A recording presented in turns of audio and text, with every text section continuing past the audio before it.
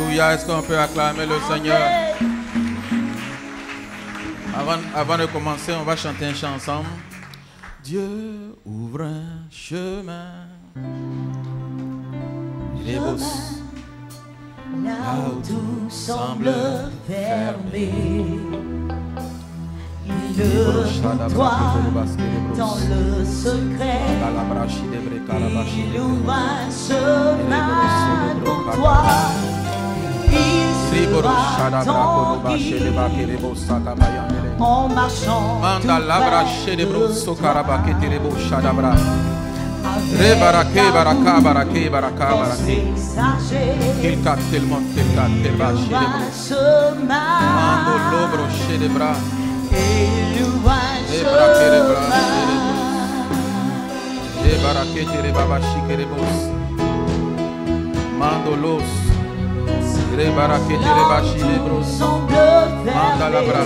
Bien-aimé, ce matin, si Dieu ouvre un chemin pour toi, tu vas chanter ce chant avec nous. Il ouvre un chemin pour toi. Il sera ton guide en marchant tout près de toi. Avec amour, force et sagesse, il ouvre un chemin. Il ouvre un chemin. Dieu ouvre un chemin. Là où tout semble fermé, il courtoie dans le secret.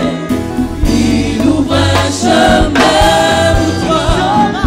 Il sera ton guide en marchant tout près de toi. Avec amour, force et sagesse, il ouvre un chemin. Il ouvre un chemin. Alléluia. Est-ce qu'on peut acclamer encore le Seigneur? Bien-aimé, ce chant que nous avons chanté introduit le message. Amen. Ce chant que nous avons chanté introduit le message. Alléluia. On peut s'asseoir. On peut rendre grâce au Seigneur pour les chants. Amen.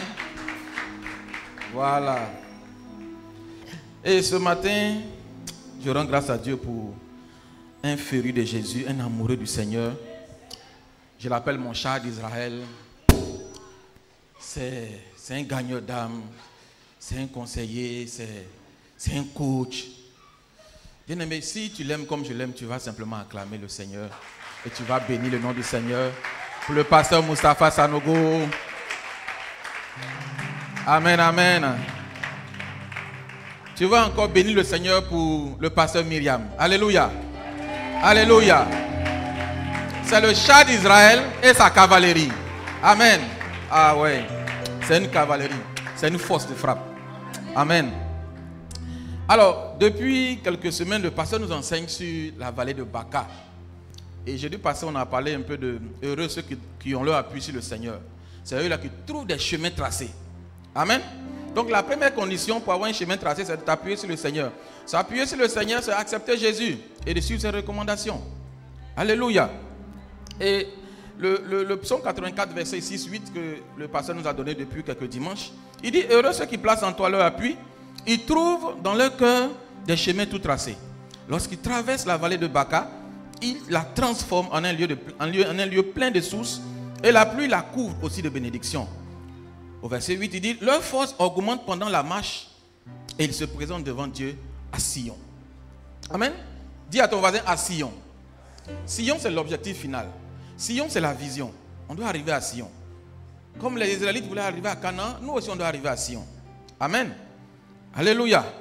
Et nous devons aller dans notre destinée. Ça c'est le Sion de David, mais nous devons aller dans notre destinée. Ce que Dieu a prévu pour nous.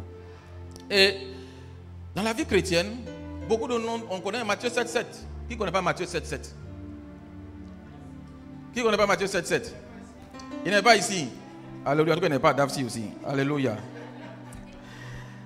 Demandez, cherchez, frappez. Demandez, on vous. Cherchez-vous, Frapper, on a l'habitude de connaître ce verset-là dans la dimension de la prière. Effectivement, dans la dimension de la prière, tu demandes au Seigneur, tu cherches et après tu frappes. Mais c'est aussi une autre dimension de la vie chrétienne. C'est une dimension de la vie chrétienne, de la vie du chrétien, de la vie de celui qui aime Jésus. Amen. Amen, amen. Alors, dans la vie chrétienne, comme dans Matthieu 7, il y a 3 phases.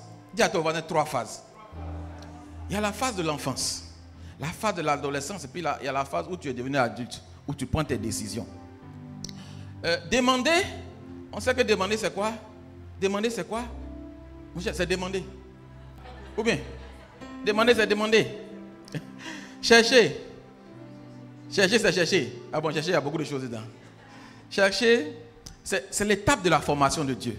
Quand tu cherches, c'est la partie où tu poses des questions. Tu te demandes, mais qu'est-ce qui m'arrive en tant que chrétien? Mais pourquoi je n'avance pas? Pourquoi est-ce que je prie, mais ça ne dépasse pas le plafond? Waouh, j'ai dit, mais c'est pas possible. Qu'est-ce qui s'est passé? Dieu est passé où? C'est la partie où on cherche. Alléluia. En espagnol, on dit buscar. Buscar. On cherche. Et ça en fait partie même, tu as ton église, mais tu cherches des bishops quelque part. Tu cherches des messages. Bien aimé, quand j'avais donné ma vie à Jésus, et puis c'était un peu bizarre au départ, j'ai quitté Port-Boué pour venir à Yopougon, pour suivre un prophète qui portait une képa. Il m'a vendu 2 bidons d'eau. Après il dit non, ça là c'est pas mon affaire. Je cherchais, mais vraiment je suis parti trop loin. Je suis retourné à ma base. Il dit Seigneur, ça c'est pas ma voie. Donc dans la vie du chrétien, on cherche. Et quand on cherche beaucoup, on se perd. Parce qu'on se dit que nous, à l'église ici, depuis là, je n'ai pas ma solution. Je n'ai pas encore ma guérison. Donc, comme j'ai entendu un prophète qui a donné un message de 5 minutes sur TikTok ou bien sur Facebook, je vais aller voir chez lui. Est-ce que là-bas, je n'ai pas ma solution? Alléluia. Et c'est là l'étape de chercher. Après cela, nous frappons. Parce que quand tu finis de chercher, quand tu es en Christ, Dieu te donne les voies. Amen. C'est pour ça qu'il dit heureux ceux qui ont leur appui en lui, ils trouvent dans leur cœur des sillons tout tracés. Donc, quand tu es dans la chercher, tu trouves des sillons tracés parce que tu appuies sur le Seigneur et il te montre les orientations, il te donne les orientations, il te donne la parole et la prophétie pour toi et tu vas maintenant frapper, tu vas maintenant prendre ton miracle, tu vas saisir ta grâce, tu vas prendre ta bénédiction. Alléluia. Et c'est là les étapes de demander, chercher et frapper. Mais dans la vie aussi du chrétien, c'est ça. C'est la même chose. Il y a la période d'enfance où tu demandes. Où on t'a accepté Jésus, on t'a baptisé hier. Tu dis non Seigneur, je veux travailler. On prie, tu as travail. Oh, tu dis oh Jésus est merveilleux. Oh, il est le plus fort. Qui est comme Jésus? C'est le véritable, c'est le magnifique. On va dire, tu es encore au début. Tu es au début. Tu es au début. Effectivement, tu es au début. Jésus, comme un enfant, comme un bébé, un nouveau-né, te donne le lait. Il te permet pour que tu grandisses, pour que tu arrives dans l'adolescence. Et quand tu vois les jeunes adolescents, on voit un peu les blooms. Hein. Ils sont confrontés à beaucoup de choses. C'est des gens qui cherchent leur identité. Ils sont troublés dans beaucoup de choses. Ils ont des troubles intérieurs. Les combats qu'eux mènent actuellement, nous, on ne menait pas ça en autant. On était jeunes dans les mêmes combats qu'ils mènent, on ne menait pas. Mais en tant qu'adolescent, on a toujours des combats. On se rebelle à la maison. On a des conflits intérieurs. Amen. Et c'est ça. C'est ça. Et quand on sort de là, en tant qu'adolescent, on devient adulte, on voit maintenant des sillons tracés et maintenant on va dans le cheminement que Dieu a tracé. Alléluia. Amen, amen. Et ça, c'est la base de la vie chrétienne. On a parlé de heureux ceux qui ont leur appui sur le Seigneur. Oui, quand tu as ton appui sur le Seigneur, tu es un enfant béni. Tu es un enfant élevé. Tu es un enfant que Dieu aime parce que tu as ton appui sur lui. Comme nous, Israël aussi avait son appui. Et ce matin, on va voir, je ne pourrais pas expliquer tout, mais on va voir 10 cas. Parce qu'on a expliqué beaucoup comment on sort du désert. C'est-à-dire que heureux ceux qui ont leur appui, ils vont traverser des sillons, ils vont traverser la vallée de Baca et Dieu avec eux. Ils vont marcher, ils ne vont pas se fatiguer, c'est ça. Mais dans le désert, qu'est-ce qui se passe? Dans le désert, qu'est-ce que tu subis? Dans le désert, tu subis beaucoup de choses. Dans le désert, c'est un combat permanent et régulier. Alléluia. Et je vais prendre l'image d'Israël qui quittait l'Égypte pour aller à Canaan. Et comme j'ai quelques minutes, on ne pourra pas tout expliquer, mais je vais quand même prendre quelques cas. On ne pourra pas donner tous les 10 cas, tous les 10 étapes dans le désert, parce qu'il y a 10 étapes dans le désert. Il y a 10 étapes dans le désert. Il y a 10 étapes dans le désert. Amen, amen. Il y a 10 étapes dans le désert. Je ne veux pas dire toutes ces 10 étapes, mais je sais que dans Nombre 14, versets 20 à 22, le Seigneur parle des 10 étapes. Dans Nombre 14, versets 20 à 22. Dans Nombre 14, versets 20 à 22, pour ceux qui notent. Dans Genèse 31, verset 41, le Seigneur aussi parle des 10 étapes, des 10 erreurs. C'est les mêmes étapes que le pasteur nous a expliquées dans la vie de Anne. Pour avoir Samuel, Anne est passée par toutes ces étapes. Même si elle ne sait pas c'est les 10 étapes, mais elle est passée par ces 10 étapes. Alléluia. J'espère qu'on pourra parler au maximum 5. Les 10, on ne pourra pas faire en une heure. Et c'est pour te dire que Israël, qui était... Le Seigneur disait à Pharaon, Israël, mon premier-né. Israël, c'était les enfants du Seigneur. C'était les bébés du Seigneur. Amen. Amen. Et quand le Seigneur devait envoyer Moïse pour aller faire sortir Israël. Le Seigneur devait envoyer Moïse pour aller faire sortir Israël de l'Égypte. Amen. Et cette étape-là, le Seigneur a pris ce moment-là pour former Israël. Quand tu es dans la vallée de Baka, quand tu sors de la vallée de Baka, tu es aguerri. Tu deviens un commandant, un commando. Tu es un conquérant. Parce que dans le désert, il y a beaucoup de choses qui se passent. Dans le désert, il y a des étapes à franchir. Dans le désert, il y a le soleil. Dans le désert, il n'y a pas d'arbre. Il n'y a pas d'arbre. Tu vas t'abriter où? Amen. Et c'est comme ça que le Seigneur a envoyé Moïse pour aller ramener Israël sur la terre promise. Et c'est là que tu vas comprendre ce par quoi tu passes. On ne recrée pas la roue, hein. Ça s'est déjà passé dans la vie de quelqu'un. Ça s'est déjà passé. Mais le Seigneur, en tant que Père, en tant que berger, en tant que Dieu, en tant que Seigneur, en tant que Roi, va te donner certains rudiments pour pouvoir sortir de ton désert. Parce que l'objectif, ce n'est pas de rester dans le désert. L'objectif, ce n'est pas que tu sois stagnant dans le désert. Que tu restes, que tu pleures. Comme la maman d'Ismaël. Que tu restes, que tu pleures. Ou comme, quoi est mon miracle? Non. L'objectif, c'est que tu sortes du désert. Et donc, Dieu a mis la capacité en toi de sortir du désert. Mais beaucoup de fois, nous ne savons pas. Israël ne savait pas que la force était en elle. Toi-même, des fois, tu ne sais pas que la force est en toi. Quand Jésus allait dans le désert, Jésus était baptisé, l'Esprit de Dieu l'a envoyé dans le désert. Bien aimé, Jésus n'a pas appelé de l'aide. Il n'a pas dit les anges, secourez-moi. Il n'a pas dit mes futurs disciples, ou bien les amis de quartier qui j'ai fait la charpenterie, venez me sauver. Jésus n'a pas fait ça. Jésus s'est appuyé sur le Seigneur. Il a utilisé la parole. Et il a déclaré. Et Satan a fui. Amen. Et c'est ce qu'on va voir avec Israël. C'est ce qu'on va voir avec Israël. On va voir quelques étapes. Bon, je vais prendre problème-solution. Je vous donne l'épreuve qu'Israël a traversée. Et je vous donne la solution. On ne pourra pas tout faire, mais on va faire le maximum. Amen. On va prendre nos Bibles dans le livre d'Exode. Exode 15 le verset, à partir du verset 25. Exode 15 à partir du verset 22 jusqu'à 25. 22 jusqu'à 25.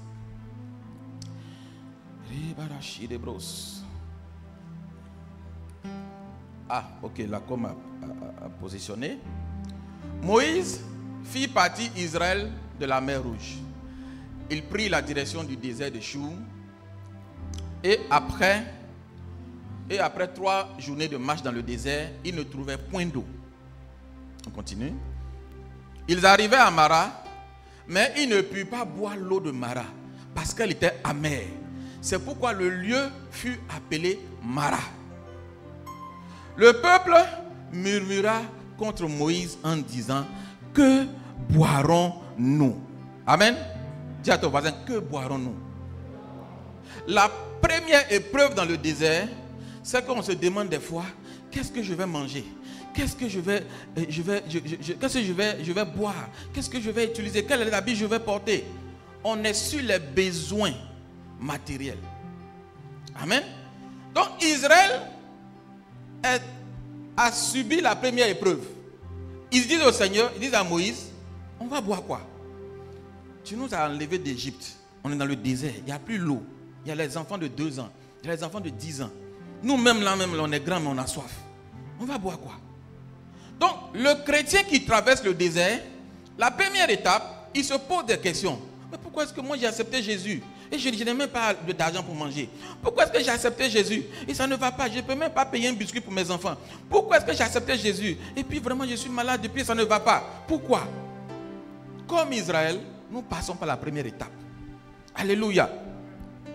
C'est l'étape où le Seigneur nous veut transformer nos cœurs. Parce qu'il dit dans sa parole, ça c'est le problème. Il va te donner maintenant la solution. Jésus te dit dans Philippiens 4:6, ne vous inquiétez de rien. Amen. Il dit, tu n'as pas d'argent pour manger. Tu n'as pas d'argent pour payer de l'eau. Tu n'as pas d'argent pour payer la maison.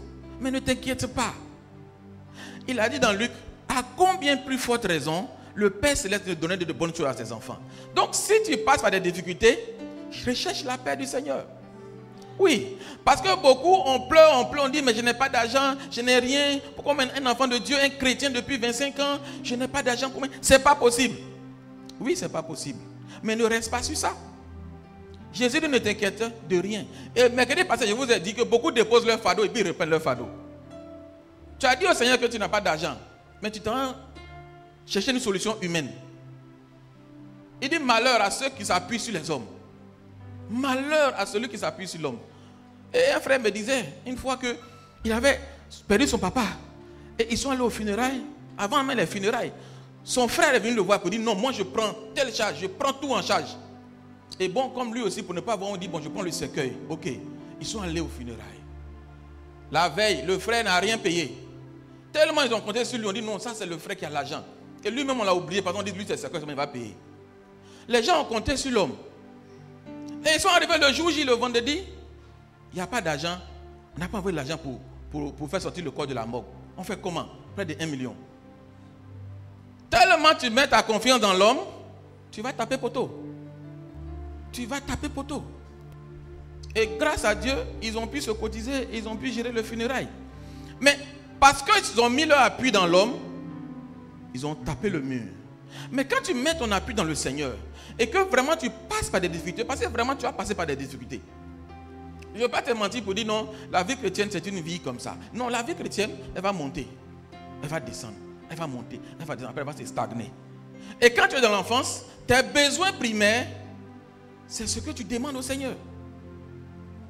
Et tu n'en as pas. Tu n'as pas d'argent. Même pour appeler au téléphone, des fois tu n'as pas. Pour prier sur P24, tu n'as pas d'argent pour payer l'Internet. Et tu pleures. Mais Jésus te dit, ne t'inquiète de rien. Il dit, les oiseaux que tu as dans les cieux là, je m'occupe d'eux. Ce n'est pas toi que mon enfant, je vais te laisser. C'est pour cela que quand tu rentres dans la prière, comme Anne rentre dans la prière, la paix de Dieu te remplit. Parce que Jésus te dit que de ne pas t'inquiéter. Donc tu ne t'inquiètes pas. Tu te dis, à chaque jour suffit sa peine. Demain, je vais au miracle. Chaque matin, la rosée du ciel va descendre. Et mon Dieu, là, il ne tape pas poteau. Mon Dieu, là, il est bon, il est fort. Tu as mis ta confiance dans le Seigneur. C'est ça, on dit s'appuyer sur le Seigneur. Mais tu es dans le désert, mais tu appuies sur le Seigneur. Le pasteur nous expliquait que dans son Issia, c'était dur. Mais il n'a jamais lâché la main du Seigneur. Malgré que ses parents avaient l'argent, malgré que son frère pouvait l'aider, il n'a jamais appelé. Ne compte pas sur ton frère, ne compte pas sur ton parent. Compte sur le Seigneur. Compte sur l'Éternel. La Bible dit, il ne dort ni ne veille. Il ne dort pas où? Il est là avec toi et t'attend. Amen. Donc, quand le Seigneur, tu prends la parole et que le Seigneur te dit, ne vous inquiétez de rien, tu dis, bon, je ne m'inquiète plus. Et quand tu déclares que je ne m'inquiète plus parce que mon Père va s'occuper de moi, la paix du Seigneur descend en toi. Et tu as une assurance de faire quoi. Tu marches comme ça dans le quartier en costume, mais tu n'as pas 25 dans la poche. Mais tu te dis que Dieu a quelque chose. Tu te dis que le Seigneur ne va pas t'oublier. Tu dis que mon Jésus là, non, il est trop fort. Tu parles même aux gars, non, Jésus, donnez votre vie à Jésus. En temps, ils sont en train de manger à checker et tu as faim. Mais tu ne peux pas regarder la checker. Tu dis, mon Jésus va me donner à manger. En temps, un frère t'appelle. Parce que le Seigneur va téléguider quelqu'un pour t'appeler. Pour dire, mon frère, ma femme a préparé, c'est trop, viens, tu vas manger. Tu dis, oh, madolo broché de braquet terebos. Ah oui.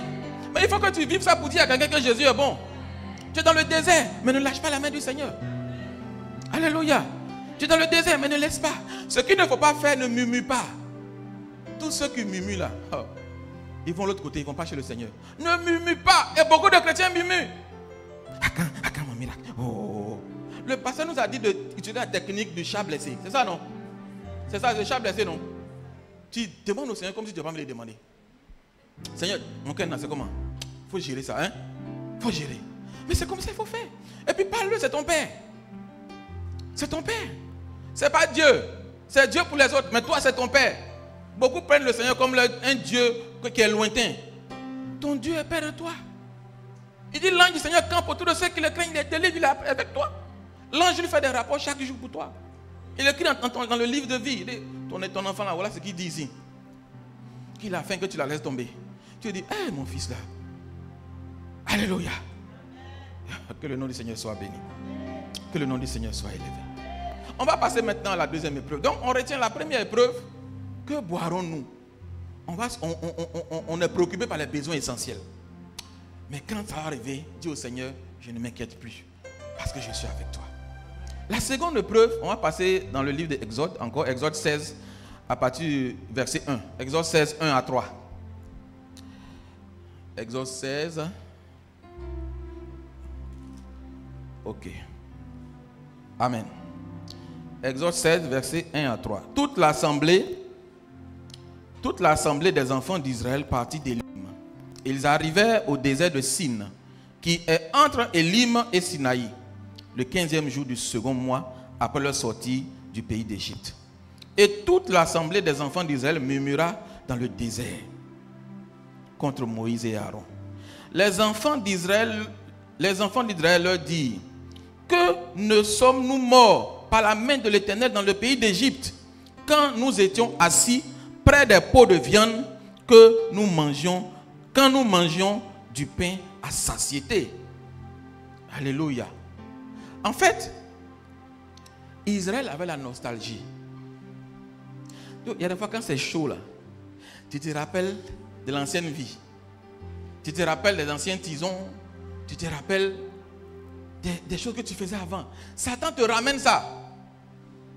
Il te ramène les idées que tu avais, les gens à qui tu marchais, les coups bas que tu faisais pour avoir de l'argent. Satan te rappelle ça. Ah oui, moi il m'a tout rappelé les marmailles que je faisais. Ici, informaticien, si tu ne vends pas, tu es mort. Donc quand tu vas au client, tu dis non, ça c'est une pièce. Tu as payé ça. C'est dans 5 ans que tu vas payer notre appareil. C'est 6 mois après, tu as payé l'appareil. Ah là, le Seigneur m'a travaillé. Hein. Tu vois l'argent, tu vois la vérité. Il faut choisir. Oh, tu es dans le désert. Tu as besoin d'argent pour payer le courant ou bien l'eau. Mais si tu mens, ça va te rattraper. Dis la vérité. Amen. Ce qui est bon avec les gars d'Israël, là, Israélites, là, ils disaient la vérité. C'est vrai qu'ils murmuraient, mais ils disaient, mais ils sont dans le désert, ils ont soif. Ils sont dans le désert, il n'y a même pas de viande. Mais ils se rappellent, quand tu lis le passage, ils disent qu'ils mangeaient poulet en Égypte. Quand tu vois une cuisse de poulet, mais tu as faim en même temps, tu te rappelles. Et ce qui est bizarre dans le désert, là, le soleil te tape tellement que ça t'envoie des songes, on appelle ça des mirages. Ça t'envoie des mirages, des plats que tu as envie de manger. Donc Israël a subi ça. Et généralement, en tant que chrétien, on est nostalgique de l'ancienne vie. On se dit, non, notre désert a trop duré.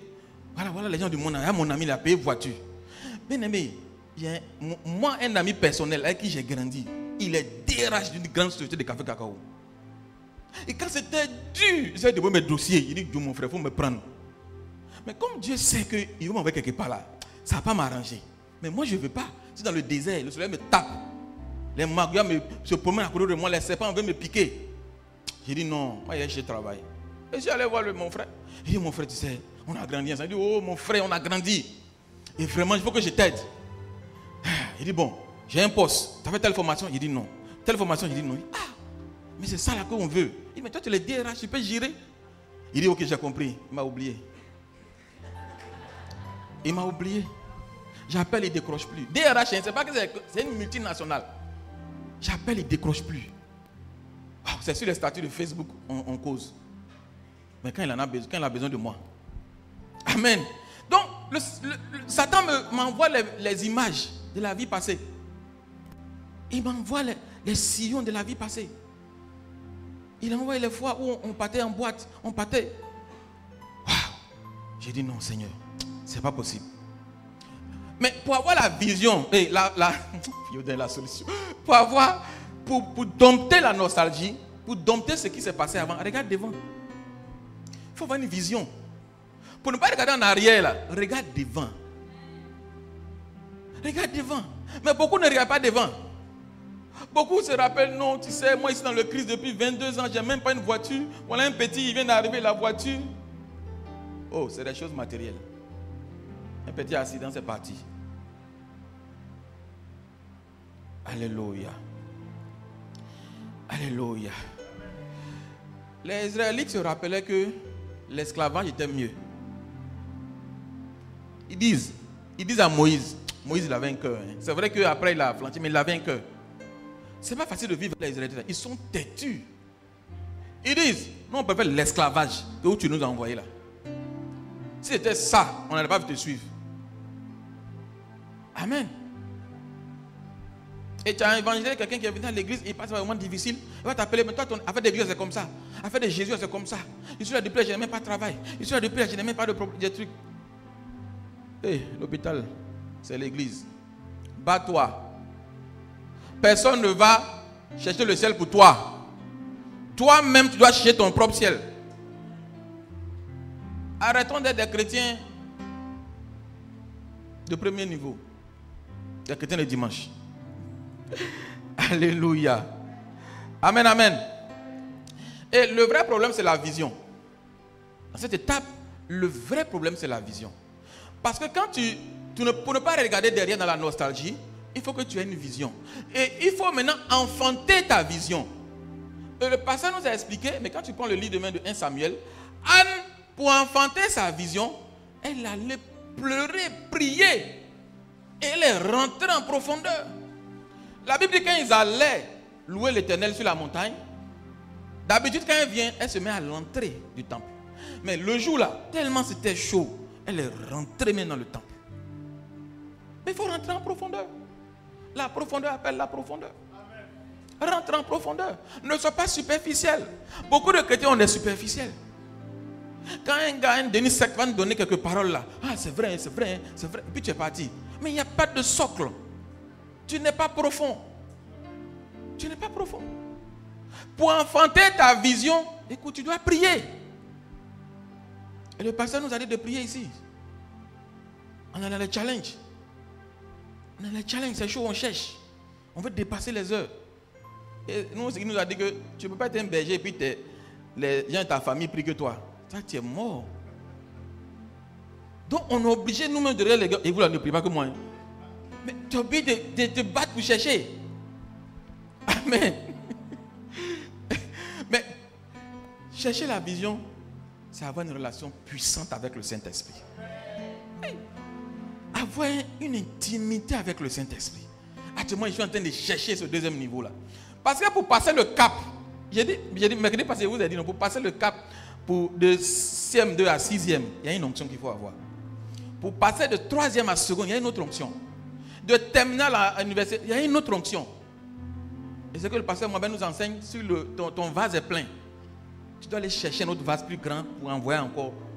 Amen. Et c'est ça le chrétien. Quand c'est difficile là, il faut te retrancher quelque part. Va chercher. Regarde, tu vois tous les bishops, ils sont retranchés. Ils sont en train de chercher le Seigneur. Donc, ce n'est pas seulement les pasteurs. Mais toi-même, en tant qu'enfant de Dieu, en tant que chrétien, tu traverses un désert et puis tu es là, tu dors. Tu dis non, bon, ah ben, il faut prier pour moi. Hein. Ce qui est sûr, bon, je compte sur toi. Tu comptes sur qui? Lui-même, tu connais ses problèmes. Quand tu prends Hébreux 5:7, la Bible dit que Jésus même là, il a prié pour lui-même, pour la résurrection. Jésus a prié jusqu'à ce qu'il est devenu sang. Lui-même, on a prophétisé 600 ans avant. Lui, il allait prier. Mais toi, on a prophétisé comme tu as entendu prophétiser, tu dis non, c'est fini. Je me rappelle en 2010, j'étais cadre dans une grande banque de la Côte d'Ivoire. On dit non, on va gagner, Oh, il faut nous voir. Lundi, on a gagné. On a gagné. Lundi, la prophétie était donnée, on a gagné. Et il a fui le bureau. ne faut pas t'appuyer seulement sur la prophétie. La prophétie est donnée, mais elle marche. Elle marche et elle doit aboutir. Mais pour aboutir là, il faut que toi-même tu regardes la vision et puis tu parles à la vision. Ah! Si, bah, non, on a trop rêvé. On dit non, lundi, c'est bon. Joe, c'est maïs. C'est maïs. Lundi, on a fraya. Amen. Pour enfanter la vision, il faut jeûner. Oui. Regarde les Israélites. Le Seigneur leur donnait quoi à manger? La manne. Joe, peut-être que ça là c'est... Bon, il prend un bon plat. Garba peut-être. Bon, garba c'est bon, non? Bon, garba ou bien sauce tchèp. Tu as mangé sauce tchèp matin, midi, le soir. Ça c'est aujourd'hui, hein. Demain encore, même chose. Sur combien? Il devait faire 1 an ou bien combien de temps sur la route? Ils ont fait combien? 40 ans. Chaque jour, ils mangent ça. Chaque jour, ils mangent ça. Tu vois, c'est facile. C'est pour ça qu'ils murmuraient. Tu vois, ils n'ont pas aussi tort. Hein? Ils n'ont pas aussi tort. Mais le Seigneur sait que, bon, quand tu lis Exode, il n'y a pas besoin de trop lire les passages pour ne pas perdre de temps. Mais quand tu lis Exode, là, le Seigneur dit, il peut les faire passer chez les Philistins. Mais comme la prophétie était donnée là, il leur a fait faire un détour. Il faut faire un détour. Dieu te fait passer par un détour. Parce qu'il sait que la porte large là, tu vas aller tomber en enfer dedans. Parce que le Seigneur dit, si Israël, quand il va sortir d'Égypte là, s'ils avaient vu les armées philistines, ils allaient retourner en Égypte. Donc pour ne pas qu'ils voient l'armée philistine retourner en Égypte, pour ne pas que tu vois que devant là-bas là, ça sera dur, Dieu devait passer par des étapes. C'est ça la vallée de Baka. C'est ça Baka. Donc il faut que tu approfondisses ton Baka. Bon, pour les jeunes, ce n'est pas Baka de... Un autre nom buvait Baka. Les jeunes, il n'y a pas de jeunes, non. Bon, les anciens, ils savent que Baka, c'est Baka. C'est pas le Baka qu'on voit là. Hein. Baka, c'est la vallée des larmes. Les larmes. Donc la vallée de lamentation. Amen. Donc pour enfanter ta vision, tu dois prier. Bien-aimé, je vous ai dit que quand moi c'était dur là, c'est dans la chambre que j'ai prié. Je ne peux plus sortir. Ben, pour ne pas que j'aille même penser à quelqu'un, avoir foi sur quelqu'un me donne l'argent là. Dieu a coupé tout. Camarado. J'étais DG, j'étais président d'une organisation de Côte d'Ivoire. Dieu a tout coupé. Je suis dans la chambre. Tu as fait quoi? Tu as prié. Donc je suis là maintenant. Le mur, en haut, le plafond, le mur à droite, la télévision devant moi, il y a une adoration, il prie et puis il pleure. Oh, papa. Il ne faut pas prier. Tu es obligé de prier. Et ton niveau de prière doit aller de gloire en gloire. Oui. Quand ça descend, il faut te poser des questions. C'est normal, on a des vies chrétiennes, un peu truc. Chacun a son témoignage. Mais tu dois te battre pour remonter la pente. Et actuellement, le pasteur a envoyé le P24 pour les conquérants. Il faut rentrer dedans.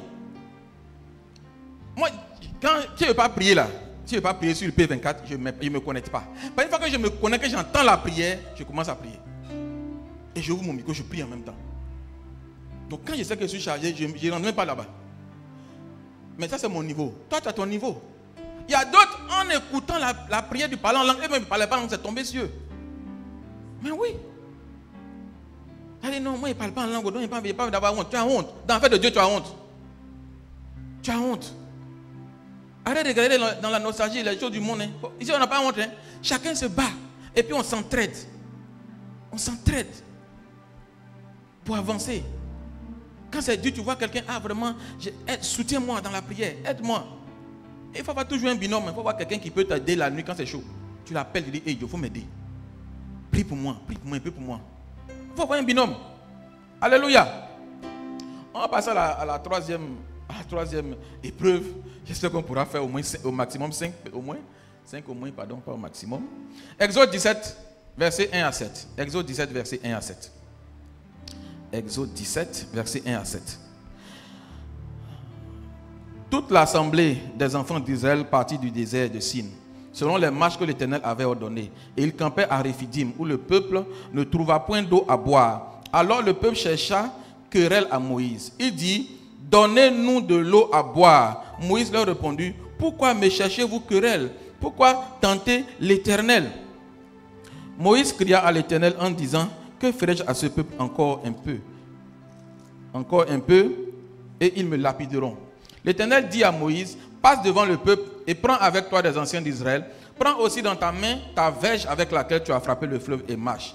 Voici, je me tiendrai devant toi sur le rocher d'Horeb.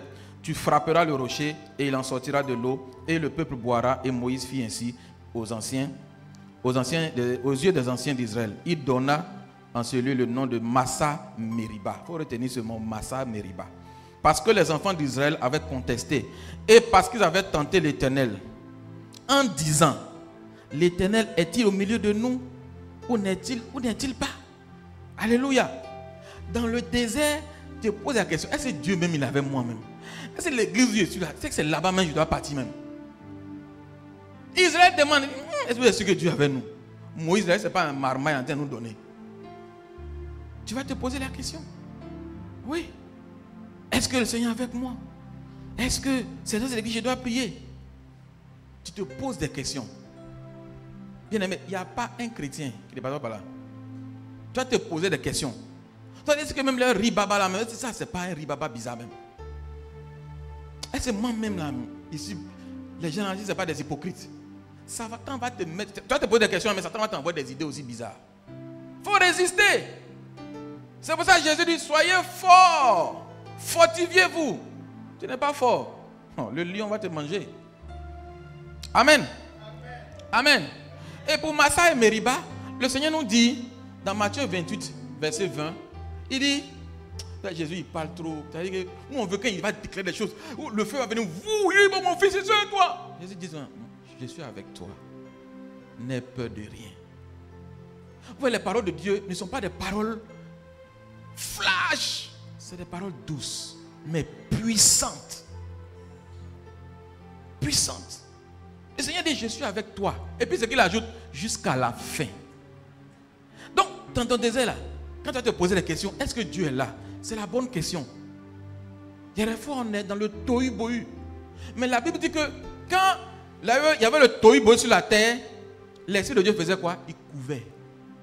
Et lorsque la parole était déclarée, l'Esprit de Dieu a donné la vie. Donc, pendant que tu te poses des questions, c'est normal que tu te poses des questions. Est-ce que tu es au bon endroit? Est-ce que tu as vraiment un bon berger? Est-ce que le gars là, il te parle vraiment dans la Bible? Est-ce qu'il te donne les bons versets? Et ce n'est pas des versets bizarres. On se pose toujours des questions. C'est une étape où Dieu développe ta dépendance de lui. Il veut que lui soit ton soutien premier. C'est qu'on a chanté, ceux qui se confient en l'Éternel. Il veut que tu te confies à lui. Dans Massa et Meriba, il veut que tu sois avec lui. Il a besoin de toi. Il va développer ta foi. C'est là qu'il développe la foi. Amen. Alléluia. Ça peut aller. Ça peut aller. On a la 3e étape. Il y a 10 étapes comme ça. Il y a 10 étapes que tu dois forcément passer. Et on va passer à la 4e étape. La 4e épreuve si on veut. Le 4e désert si tu veux. Exode 32 verset 20. Exode 32 verset 20. Exode 32 verset 20. Voilà.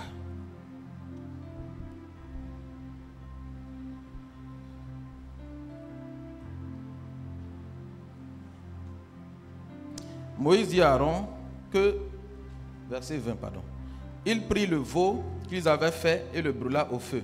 Il le réduisit en poudre, répandit cette poudre à la surface de l'eau et fit boire les enfants d'Israël. Moïse dit à Aaron que tu as fait ce peuple pour que tu l'aies laissé commettre un si grand péché. En fait, le peuple est devenu impatient.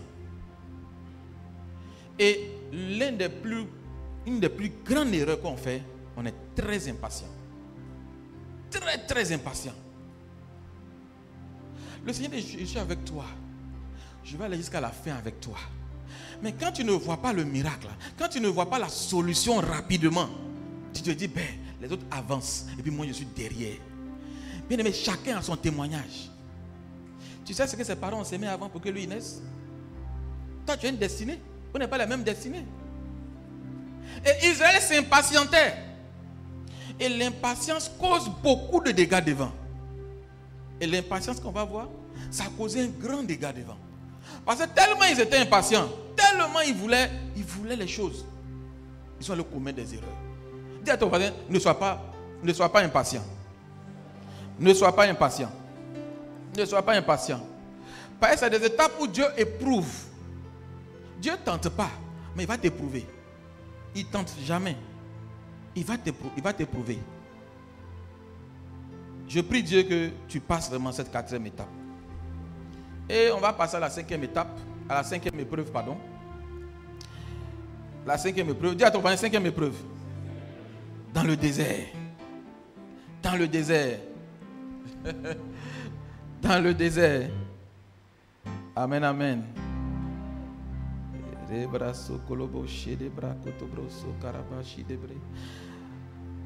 Bon, je ne vais pas lire, mais je donne les passages. Exode 24, où Moïse est monté sur la montagne pendant 40 jours pour aller parler au Seigneur. Exode 31, verset 18, où il a fait 40 jours là-bas et le peuple s'impatientait. Exode 32, verset 15, où quand il est descendu, qu'est-ce qui s'est passé? Ils ont fabriqué un veau d'or. Dis à ton voisin, veau d'or. Veau d'or. Dans le désert, il y a beaucoup d'épreuves. Et l'épreuve du veau d'or, c'est une des épreuves les plus dangereuses.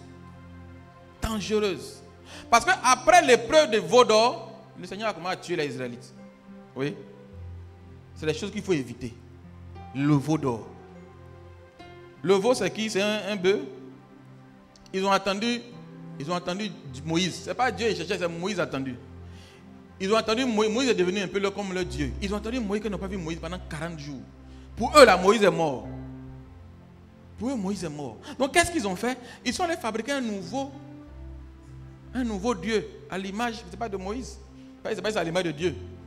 Ils ont fait un veau. Et puis, tout ce que Dieu leur a donné quand ils sortaient d'Égypte, l'or qu'on leur a donné là, ils sont allés. Mais quand ça devient bizarre là, tu te dis non, ici c'est pas chez moi. Je vois mon prophète. Et puis tu t'en vas, on te dit il faut payer offrande de rachat. Tout ton an qu'elle a là-bas, tu amènes.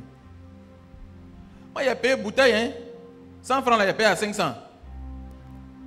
On a quitté pauvre dans Yopougon. On va aller voir le prophète, elle a pas. Alléluia. Un litre d'agua là, on paye à combien? 5 000, non? Tu vois? C'était tout mon fonds qui était là. Tout mon or que j'avais, j'allais faire mon veau d'or. J'ai fait un joli veau d'or. Mais lorsque le veau d'or n'était pas Dieu, j'ai compris. C'est quand tu es Dieu, il te laisse taper des fois des poteaux, il te fait cogner le mur, puis tu te rends compte que où tu es parti là, c'est pas ça. Tu te rends compte que c'est. Je suis allé chercher notre bishop encore. Et mon témoignage est long, hein. Il s'est allé chercher notre bishop quelque part. Dans son bureau. Lui, on paye lui l'onction à 10 000. Et j'ai payé lui l'onction. Et le rendez-vous pour le croire, c'est 10 000. J'ai payé les 10 000, tout mon fonds. J'ai appelé mon grand frère, envoie-moi là, il m'a envoyé là, j'ai payé huile, puis il a pris le rendez-vous. En 2 minutes, il m'a reçu, il dit non, fais ça. Quand c'est ton berger là, ton berger te reçoit et puis il parle avec toi. Quels sont les challenges? Tu passes par quoi? Mais qu'est-ce qui s'est passé avant? Écoute, fais ceci, fais cela. Je suis avec toi. Je vais prier pour toi. Donne-moi quelques sujets. Je vais t'aider. Il m'a pris en 2 temps, 3 minutes. Il dit c'est bon, il faut partir, j'ai un rendez-vous. Attends, j'ai payé 10 000. Et je sors de son bureau. J'ai dit, mais ça là, c'est pas mon berger. C'est pas possible. Un berger qui aime là, il ne peut pas te recevoir en 2 temps, 3 minutes. Il veut sonder la chose. Pour savoir qu'est-ce qui se passe. Et puis mon enfant souffre. Mon fils souffre. Ma fille souffre. Et quand je suis sorti de là, ouais, on dit toutes choses qu'on court bien, c'est qu'elle m'éternel là, c'est ça qu'elle a. Quand je suis sorti de là, tout découragé, j'ai marché à Angré, puis je dis, hey, mais le gars là m'a eu, hein. Et j'ai pris le taxi, et j'arrive au carrefour de la ville, vous avez j'ai vu quoi? Banca traversé, temps. Il dit, hey, celui-là, c'est pas lui qui chante. Et puis j'aime là, Pasteur Mohamed. Et puis ok, je m'en vais. C'est le déclenchement. Amen. C'est ça. C'est vrai que c'est bizarre. Mais ne reste pas sur ton veau d'or. Des fois, on prend le pasteur pour le veau d'or. Le pasteur n'est pas le veau d'or. On adore le pasteur. Gloire à Dieu, nous ici, on n'adore pas le pasteur. On le respecte. Et on l'aime. Ouais, on l'aime. Mais on ne l'adore pas. Les gens sont allés prendre le veau d'or pour l'adorer. Tu vas avoir des étapes dans ton désert où tu vas passer des étapes où tu vas aller chercher des médicaments plus puissants. Il y avait un de mes fils à Dafsi. Il dit quand il était son ami, ils sont allés chercher des médicaments quelque part là-bas. Marabout. Dangereux. Et quand il a vu ça, il s'est rendu compte que ça là, il ne peut pas faire ça. Mais il y a des sacrifices, il faut demander. Tu ne veux pas prier, non? Tu vas faire sacrifice. Tu ne veux pas t'agenouiller, tu ne veux pas faire une heure dans la présence de Dieu. Tu vas faire sacrifice. Et puis ce n'est pas sacrifice d'argent seulement. Hein. Tu vas vendre quelque chose. Satan prend, il ne fait jamais cadeau. Satan ne va jamais te laisser cadeau. C'est Jésus qui fait cadeau. Cadeau de Jésus, il faut prier un peu. Il y a la grâce, mais il faut prier un peu. Mais pour Satan, il ne va jamais te laisser. Il va payer quelque chose, il va prendre quelque chose d'important. Ton enfant, toi. Amen. Alléluia. Donc, que le pasteur ne soit pas ton veau d'or. Comme ça fait 2 semaines, tu ne le vois pas. Bon, comme le pasteur n'est pas là, moi je ne viens pas à l'église. C'est ça, non? Ou bien c'est pas ça? Mais comme le pasteur, tu viens adorer, mais c'est Dieu, tu viens adorer. Comme le pasteur n'est pas là, moi j'ai vu sa photo, hein. J'ai vu sa photo, il est au Sénégal. Moi, je ne viens pas. C'est pas le pasteur que tu adores. Quand tu prends le pasteur comme ton veau d'or. Même lui-même, il sait qu'il n'est pas ton veau d'or. Mais toi, tu le prends comme ton veau d'or. Ah, il va dire Abba. Abba ton veau d'or. Oui, ne prends pas le pasteur comme ton veau d'or. Lui-même, il ne veut pas qu'on le prenne. Il veut comme il est simple, non. Il n'aime pas qu'on le prenne. On était même à Soukot, à Yamoussoukro l'année passée, où les gens, le pasteur Mohamed a dit, il dit, ne vous agenouillez pas devant moi. Mais il y a une dame qui est partie s'agenouiller, coucher. Il dit non, ça c'est devant Dieu on fait. Pasteur Mohamed ne veut pas être ton veau d'or. Il faut l'aimer, il faut le chérir, mais il ne faut pas l'adorer. Il ne faut pas l'adorer. N'adore pas les hommes de Dieu. Aime-les. Aime-les comme tu peux, mais ne les adore pas. Amen, amen. Alléluia. Quand tu regardes même dans l'évangile, dans les évangiles, l'apôtre Paul, vous avez vu que l'apôtre Paul a adoré quelqu'un? Vous avez vu qu'il a mis un masque où il a adoré? L'apôtre Paul qui a écrit à peu près tout le Nouveau Testament. Il n'a pas adoré quelqu'un. Il dit béni soit le Seigneur Jésus-Christ, de qui je suis le serviteur. Il a mis un intermédiaire. Nous on aime même beaucoup d'intermédiaires. C'est pour ça que les gens aiment aller chez les prophètes. Ils aiment intermédiaire. Eux-mêmes ne veulent pas prier, ils veulent intermédiaire. Toi-même là, Dieu a mis l'onction en toi. Il a mis la puissance en toi. Il a mis même la parole en toi. Mais tu n'utilises pas cette parole-là pour dégager l'atmosphère. Tu veux que le prophète prenne son temps pour prier, pour dégager l'atmosphère. C'est pour ça que tu fais offrande de rachat. C'est pour ça que tu payes offrande de rachat. Tu penses que lui va faire ça cadeau. Et puis il fait, mais c'est pas sûr que ça va marcher. Quand c'est les bons pasteurs, quand c'est les bons prophètes, gloire à Dieu, ça peut marcher, il n'y a pas de problème. Mais des fois, même ça ne marche pas. Parce que tu n'as pas mis ta confiance dans l'Éternel. Quand ça marche, peut-être c'est éphémère. Ne mets pas ton appui dans le Seigneur. Quand tu mets ton appui dans le Seigneur, il te donne les sillons. Il te donne les orientations. Comment sortir de ce désert? Dieu ne va jamais mettre quelqu'un dans le désert et puis il ne va pas donner les instruments pour sortir du désert. Non, ce n'est pas possible. Ici au centre des concurrents, on te donnera et on te donne toujours les instruments pour sortir du désert. Ce que le pasteur donne comme enseignement, comme prédication, il faut utiliser, il faut noter. Beaucoup même, quand on finit le culte là, ils ne vont même pas regarder en ligne. Il dit non, j'ai compris tout. Ici là, c'est 20% de ce que le pasteur a dit que tu as compris. Quand tu sors, la facture de CE t'attend. École des enfants, la rentrée t'attend. Tu as oublié? Tu as oublié?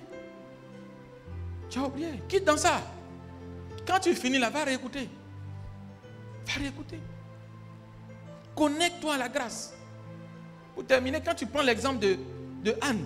Mais Anna, elle est passée par toutes ces étapes. Ce que j'ai donné, c'est les 5 premières épreuves. Il y a encore 5 autres. Mais comme le temps est déjà parti, je ne peux pas trop continuer. Mais Anne est passée par ces étapes. Anne, qui était la première épouse, elle n'avait pas d'enfant. Anne, qui était la plus aimée, n'avait pas d'enfant. Elle a demandé, cherché, frappé. Elle a demandé au Seigneur, Seigneur, je veux un enfant. Elle a demandé, mais ça ne va pas. Elle rentre dans le désert. Et dans le désert, Pénina. La péninisation. La péninicinine. Elle dit, oh, ventre glace là, il ne faut pas venir ici. Hein. Anne voulait soulever les enfants de Pénina pour dire, mes petits. Elle dit, hé, pas tu t'es main glacée, pas toucher mes enfants. Donc dans le désert, Anne pleurait, elle pleurait. Ah Seigneur, ah c'est difficile. Ah, le besoin essentiel d'une femme mariée, c'est quoi un enfant? Mais je n'ai pas ça, Seigneur. Je n'ai pas ça, c'est pas possible. Et après, elle se rappelait. Elle dit, est-ce que peut-être ce n'est pas mon mari Elkanah même qui a le problème? Mais elle s'est rappelée avant, dit, mon premier fiancé qui voulait me marier là. Lui, il est mieux que Elkanah. Elkanah, on dit, il est bizarre. Et ce n'est pas un problème enterré dans sa génération. Comment te poser des questions? Et tu as la nostalgie, tu vas à Massa, à Meriba. Ah, on est passé par tout ça. Jusqu'à ce qu'elle arrive maintenant.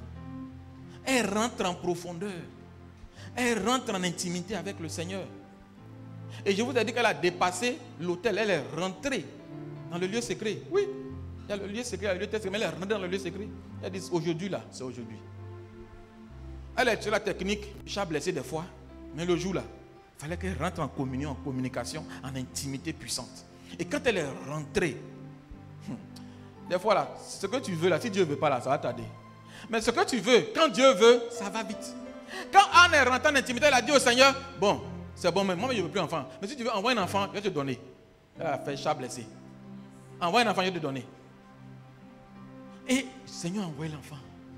Quand le Seigneur a envoyé l'enfant maintenant, elle dit, ah, tu as vu non? Moi je ne mens pas. Elle a redonné Samuel. Mais après la Bible dit qu'elle a eu des enfants après. Oui. Elle s'est appuyée bec et ongle sur le Seigneur. Elle a mis sa confiance en le Seigneur. Est-ce que tu mets ta confiance dans le Seigneur? L'épreuve, tu la passeras. Tu vas la traverser. Tu vas quitter l'épreuve. La preuve, quand Israël a fini les 40 ans, les tapettes même qu'ils portaient n'étaient pas usées. On dit ils vont marcher, mais ils ne vont pas se fatiguer. Plus tu marches, plus tu es en forme. Et il y a une seule qui a témoigné que quand on faisait la prière du P24, quand elle prie quand matin, ça au travail, elle est rayonnante. En temps, elle devait être fatiguée, mais elle est rayonnante. Ça veut dire quoi? Le Seigneur te remplit. Connecte-toi à la grâce.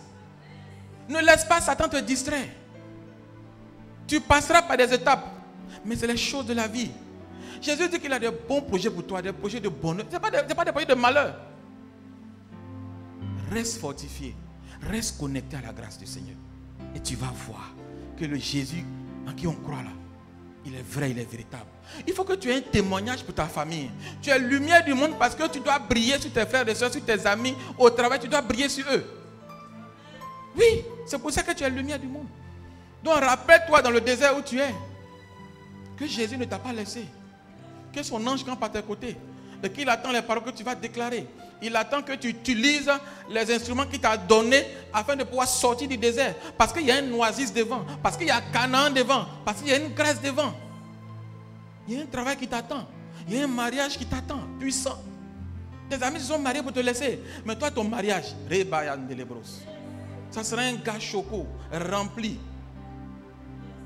Première rencontre, il donne une voiture déjà. Tu dis, hey! Entends tes amis qui sont mariés depuis 10 ans n'ont pas encore eu ça. Mais le Seigneur rattrape. C'est un rattrapeur des choses. Il ne doit pas à quelqu'un.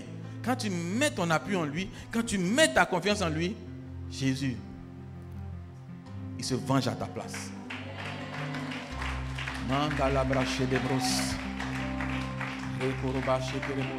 Alors je vais te dire que ne te décourage pas. Parce que à chaque jour suffit sa peine. Demain est meilleur. Jésus est toujours vivant. Alors tu vas te lever, tu vas prier le Seigneur que il soit toujours ton appui. Qu'il te donne la force de ne pas laisser sa main. Il te donne la force de ne pas quitter sans avoir une rencontre avec lui. On va donc élever la voix, on va prier le Seigneur pour cette parole afin qu'il nous remplisse davantage et que ce désert passe, que nous puissions réussir à gagner la bataille. Mandolo braché de bro sokoro braske de bre rabra kotobro lada brashi kerebo shadabra rekere bayan de lebro sobra koloba shekele baske de bro shadabra ke de bra ke de bre manda bras kerebos rebarashi de bre rabayan de lebro sokara braske de bre. Oh Père, tu n'es pas un Dieu qui ment, tu es un Dieu de la vérité et de la vie. Au travers de cet enseignement, tu nous donnes la capacité à sortir de ce désert. Nous savons que tu as des projets de paix et de bonheur pour chacun de nous. Nous sommes faibles, c'est vrai, mais avec toi, nous sommes forts. Comme Paul, ta grâce est avec nous. Ta grâce nous suffit. Ta grâce nous bénit. Ta grâce nous élève. Donne-nous la capacité, l'intelligence, la sagesse de passer ce cap, de quitter ce désert et d'aller à Canaan. Oui, Seigneur, tu es le Dieu de Canaan. Tu es le Dieu de Canaan. Souviens-toi de tous tes enfants qui passent par des situations difficiles, professionnellement, socialement, familièrement. Souviens-toi de chacun, afin que, Père, tu nous donnes les rudiments, les instruments, et afin de pouvoir gagner la bataille dans le désert. Les Philistins se présenteront, les Ammonites se présenteront, d'autres se présenteront, mais avec toi, celui qui demeure avec toi gagnera toujours la bataille. Celui qui s'appuie sur toi gagnera toujours la bataille. Tu es un Dieu de conquête, tu es un Dieu de vie et de puissance, tu es un Dieu de gloire.